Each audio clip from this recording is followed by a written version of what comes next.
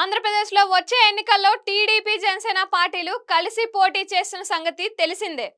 ఈ పార్టీలతో బీజేపీ కూడా కలిసి పోటీ చేస్తుందని, పోటీ చేయదని రకరకాల ఊహాగానాలు వెలువడుతున్నాయి.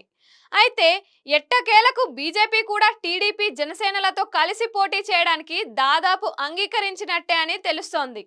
విశ్వసనీయ వర్గాల సమాచారం ప్రకారం టీడీపీ అధినేత చంద్రబాబు మార్చి 4న న్యూఢిల్లీకి వెళ్లారని, మార్చి 5న ఎన్డీఏలో చేరుతున్నట్టు అధికారికంగా ప్రకటిస్తారని సమాచారం.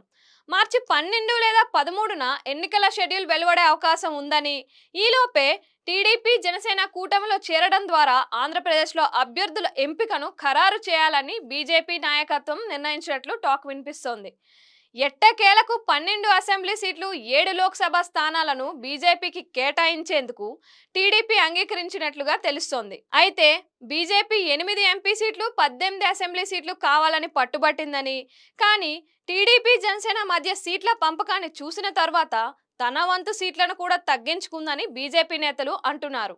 ఈ మేరకు బీజేపీ కూడా టీడీపీ జనసేన కూటమిలో చేరుతున్నట్లు 1-2 రోజుల్లో ప్రకటన వెలువడే అవకాశం ఉందని గట్టిగానే వినిపిస్తోంది.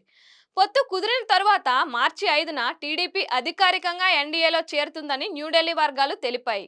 కాగా ఇప్పటికే టీడీపీ జనసేన పార్టీలు తమ అభ్యర్థులను ఖరారు చేసిన సీట్లలో కొన్నింటిని బీజేపీ అడిగే సూచనలు కనిపిస్తున్నాయని, కాబట్టి ఇప్పటికే ప్రకటించిన జాబితాలో చంద్రబాబు, పవన్ చిన్న చిన్న మార్పులు చేర్పులు చేసే అవకాశం ఉంటుంది.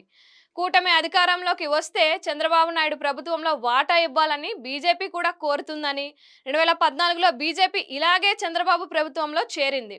కాగా విశాఖపట్నం, రాజమండ్రి, నర్సాపురం, ఏలూరు, తిరుపతి, రాజంపేట, హిందూపురం లోక్సభ స్థానాలను బీజేపీకి కేటాయించేందుకు చంద్రబాబు ఒప్పుకున్నట్లు సమాచారం.